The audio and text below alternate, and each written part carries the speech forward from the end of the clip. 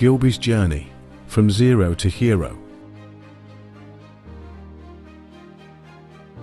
Meet Gilbert. His family call him Gilby the Gutless. Today is a big day for Gilby. It began like most days, the usual bullying, followed by a lonely stroll. But unlike other days, he happened upon this big back snack. Although he was alone, he knew he would be a hero if he brought back this delicacy. So he pushed and pulled onward, enduring the cruel landscape. And even when all seemed lost, little Gilby didn't quit. He kept on keeping on. After arriving back home, he became known as Gilby the Great.